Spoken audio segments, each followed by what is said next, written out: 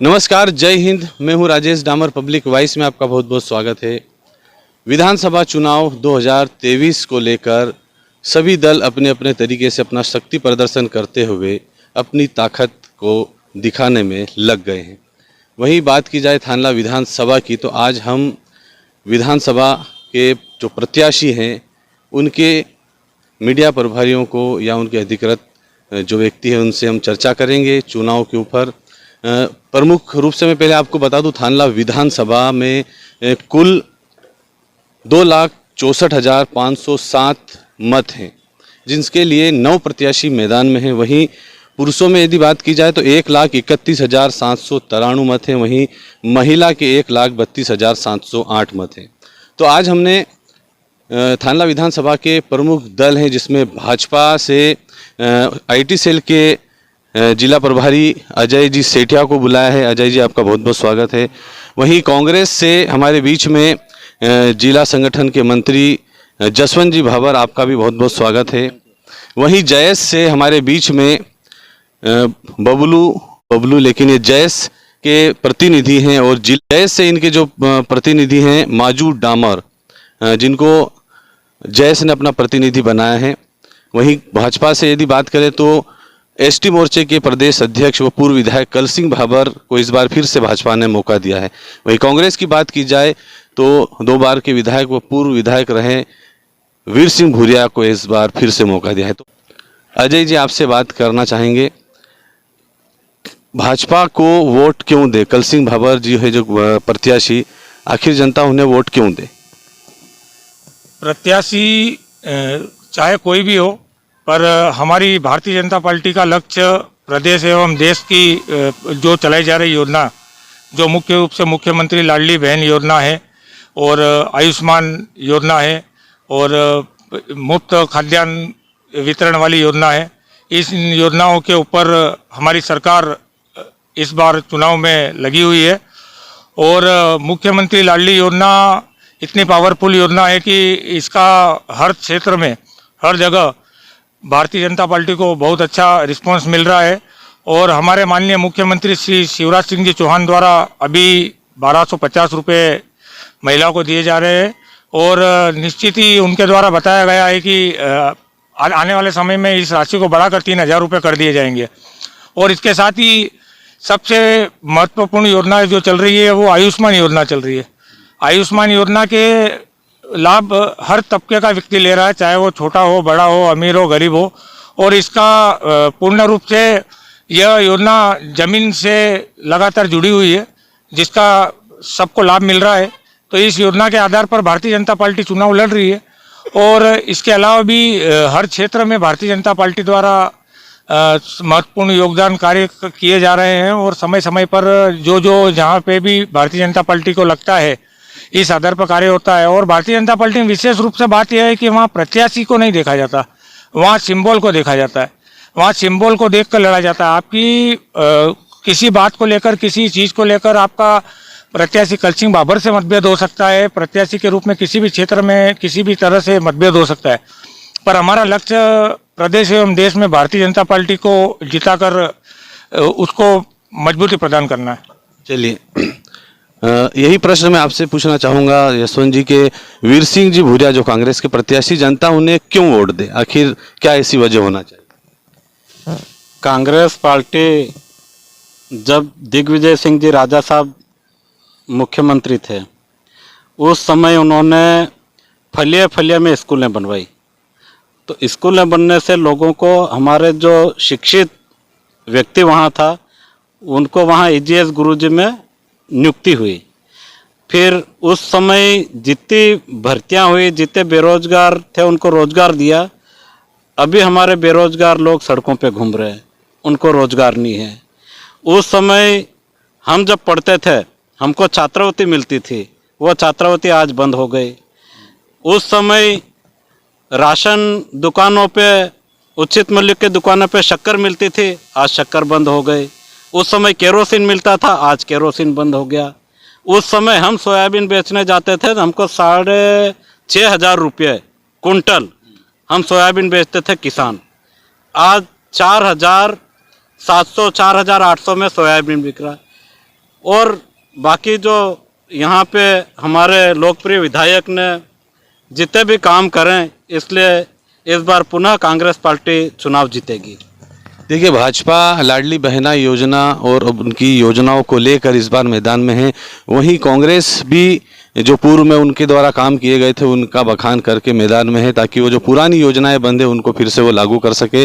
वहीं जयेश इस बार किस रूप में मैदान में, और जयेश के प्रत्याशी को जनता क्यों वोट दे, क्या कहना चाहेंगे? सर्वप्रथम तो राज्य सरकार और केंद्र सरकार की इन्होंने खूबियाँ गिना दी, जो कि सभी के लिए लागू रहती है।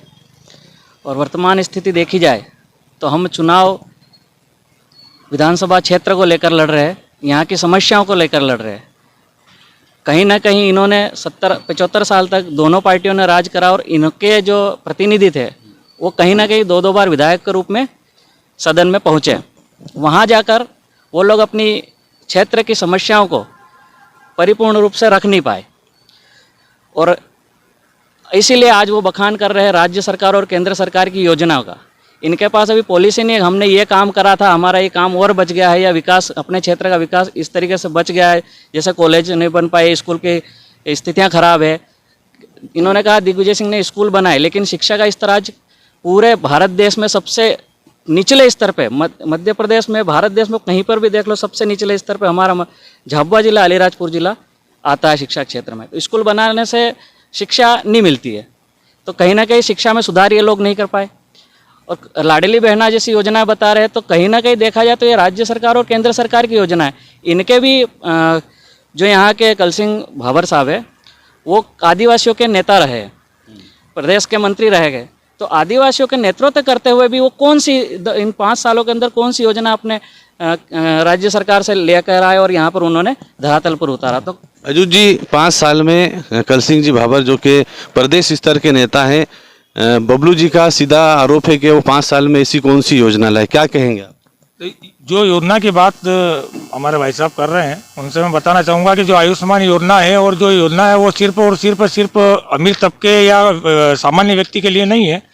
उस योजना का लाभ पूर्ण रूप से निचले तबके से लेके या चाहे वो अमीर हो या चाहे आदिवासी भाई हो, सबको मिल रहा है। और निश्चित रूप से अभी आप पिछले 5 वर्ष में आप अपने क्षेत्र में जाकर इस चीज़ का बखान कर सकते हैं, इस चीज़ के बारे में पूछ सकते हैं कि कितने भाइयों को आयुष्मान योजना का लाभ मिला और कितने भाइयों को रोजगार की बात करें तो रोजगार के लिए जितने प्रोजेक्ट उत्पन्न हो रहे हैं, उतने जितनी स्तर पे स्पीड से सरकार इस योजना के ऊपर लगी हुई है। और निश्चित ही रोजगार की योजना के लिए सरकार अभी जो 8 लेन बना है उसके पास में प्रोजेक्ट लाने की मंशा जाहिर करी है। और अगर वो प्रोजेक्ट आते हैं तो निश्चित रूप से झाबुआ जिले से जो पलायन के रूप में जो हमारे आदिवासी भाई बहन जो जा रहे हैं मजदूरी करने, उनको कई हद तक यहीं पर मजदूरी मिलेगी और वो यहीं पर कार्य करके अपने घर से उन्हें दूर जाना नहीं पड़ेगा और यहीं वो उनका भरण पोषण करके जीवन यापन कर सकेंगे। यानी कि भाजपा ने रोजगार के लिए भी कई प्रयास किए हैं। जसवंत जी, क्या कहना चाहेंगे? भाजपा ने रोजगार के लिए किस प्रकार के प्रयास किए, मानते हैं क्या आप? भाजपा ने रोजगार के लिए प्रयास क्या करें, हम तो ये कहते हैं कि जैसे मेघनगर इंडस्ट्रियल एरिया है तो वो तो कांग्रेस की देन है। वहाँ इतना पर्यूषण हो रहा, उसको भाजपा उसको पर्यूषण को कंट्रोल ही नहीं कर पा रही। अभी आप यहाँ से झाबुआ रात के समय जाओ तो आपको मुंह पे रुमाल बांध के निकलना पड़ेगा। वहाँ के लोग जब हैंडपंप खनन करवाते हैं तो वो लाल कलर का पानी निकलता है। वहाँ के नदी नाले दूषित हो रहे हैं। कम से कम हमने इंडस्ट्री बनवाई, उसको पर्यूषण मुक्त तो करें। इस समय आपके क्षेत्र के विधायक आपके कांग्रेस के ही थे, उन्होंने क्या प्रयास किया वहाँ के प्रदूषण को रोकने का? उन्होंने प्रयास करा। बीच में हमारे काफ़ी युवा साथी वहाँ बैठे थे, वो भी जाके बैठे और उन्होंने कलेक्टर को ज्ञापन भी दिया था और समय समय पे उन्होंने अवगत कराया शासन को इस वहाँ पे प्रदूषण मुक्त हो इसके लिए। अज्जू जी, जो दूषित पानी निकलता है औद्योगिक क्षेत्र से, उसको लेके भाजपा के द्वारा कोई प्रयास किया गया या आपके जो विधायक के प्रतिनिधि कलसिंह जी भाभर, उनके द्वारा इसमें कोई किसी प्रकार से प्रयास किए गए थे? इसके पूर्व 2 साल पूर्व जब वहाँ पर एक बार सभी जनता इकट्ठी हुई थी और मेघनगर वासी इकट्ठे हुए थे, तब हमारे आदरणीय भाई साहब कलसिंह जी भाभर उनके टीम के साथ वहाँ गए भी थे और उसके बाद उन्होंने वहाँ पर जो आगे अधिकारियों से तत्काल रूप से बात करनी थी वो करी भी थी। और मेघनगर इंडस्ट्रियल एरिया की बात की जाए तो वहाँ पे अभी 70% फैक्ट्रियाँ बंद हो चुकी है। 30% जो चल रही है वो भी बंद होने की कगार पर है और सभी को वहाँ से बंद करके उनको नए स्थानों पर ले जाने की तैयारी चल रही है। और इसके लिए कहीं ना कहीं सरकार, प्रदेश सरकार को इस चीज़ के से बहुत बार अवगत कराया जा चुका है, प्रशासन को भी अवगत कराया जा चुका है, वहाँ के रहवासी नागरिक जो है उनके द्वारा भी समय समय पर अवगत कराया जा रहा है। और निश्चित ही इस जो सबसे बड़ी जो गंभीर समस्या है, ये समस्या सबके लिए, हम भी जानते हैं कि आज कोई भी नागरिक वहाँ से निकलता है, कोई भी जाता है, उसको सुविधा नहीं हो पाती है और इसका सही से प्रभाव, दुष्प्रभाव सबसे बड़ा ये पड़ता है कि कई बीमारियों से उस व्यक्ति को जूझना पड़ता है। तो इसके लिए पूर्व में प्रयास किए जा चुके हैं और निश्चित ही अब अगर हमारी वापिस सरकार बैठेगी तो हम वापिस रूप से इस चीज़ को सबसे पहले महत्वपूर्ण मुद्दा मानकर और इस इंडस्ट्रियल एरिया को, यहाँ से दूषित पानी जो निकल रहा है उसको बंद करवाने के भरसक प्रयास किए जाएंगे। अच्छा, थानला क्षेत्र की एक अगर यदि बात की जाए, एक बड़ी समस्या है यहाँ का बस स्टेशन। भाजपा की भी सरकार रही, कांग्रेस की भी सरकार रही, लेकिन बस स्टेशन का जो शुरुआत है या उसका निर्माण है वो अभी तक कोई नहीं करा पाया। वजह क्या है? बस स्टेशन के लिए आज से कुछ माह पूर्व यहाँ पर एक रुंडीपाड़ा के स्थान के लिए बस स्टैंड के लिए हुआ था और इसके अलावा भी बस स्टैंड के लिए प्रशासनिक द्वारा बीच बीच में सर्वे किए गए हैं और इसके लिए स्थान देखे जा रहे हैं। अगर वो स्थान समय रहते अभी उनको आवंटित नहीं हो पाया और इसके बाद ये चुनावी प्रक्रिया और ये शुरू हो जाने के कारण पूरा प्रशासनिक अमला अभी वहाँ से हट गया, इसकी वजह से बस स्टैंड का अभी कुछ भी निराकरण नहीं हो पाया। पर इस बस स्टैंड का प्रोजेक्ट विधानसभा स्तर पर भी चुनावी मुद्दे में लिया गया है और निश्चित ही हमारी सरकार बनती है तो हम इस मुद्दे को वापस धरातल तक उतारेंगे। पलायन एक बड़ी समस्या है। झाबुआ जिले की यदि बात की जाए तो पलायन बड़ी समस्या है। 70 साल तक कांग्रेस ने भी राज किया, भाजपा भी 18 साल से इसमें है, लेकिन किस प्रकार से पलायन बंद हो, जयेश इसको किस तरह से देखता है? क्या जयेश इसको लेकर कोई प्रयास करेगा? देखो, पलायन की बात अगर आती है तो यहाँ पर रोजगार की कमी है और यहाँ जो मजदूरी दर है वो कहीं ना कहीं गुजरात में यहाँ से ज़्यादा है, तो लोग मजदूरी दर की वजह से वहाँ पर जा रहे हैं और यहाँ पर रोजगार स्थानीय रूप से मिल नहीं पा रहा है, इसकी वजह से पलायन जा रहे हैं। रही बात जयेश पलायन को कैसे रोकेगा, तो सबसे पहला ये है कि शिक्षा का स्तर अगर अच्छा रहेगा, शिक्षा के स्तर में अगर सुधार आएगा तो व्यक्ति क्या है, नौकरी की ओर जाएगा, कुछ अच्छे रोजगार की ओर जाएगा, अच्छी कंपनियों में जाएगा, अच्छे शहर में जाएगा। तो यहाँ का शिक्षा का स्तर इतना घटिया और इतना निम्न हो चुका है कि यहाँ का जो बच्चा है, 8वीं क्लास का बच्चा है, आप अगर सर्वे करना चाहते हो तो पूरी विधानसभा में एक एक स्कूल पे जाके आप सर्वे करो, आपको बच्चे 8वीं तक के मिलेंगे। 8वीं तक के बच्चों को आप बुक उठा कर या आप उनका नाम लिखने बोल दो, आप नाम लिख के बताओ, वो नहीं लिख पाएंगे। आप इस चीज़ को देखो, आप शिक्षा का स्तर इतना घटिया और निम्न निचले स्तर पर चला गया, जिसकी वजह से पलायन हो रहा है। क्यों पलायन हो रहा है? अशिक्षित व्यक्ति क्या करेगा? मजदूरी करेगा। मजदूरी कर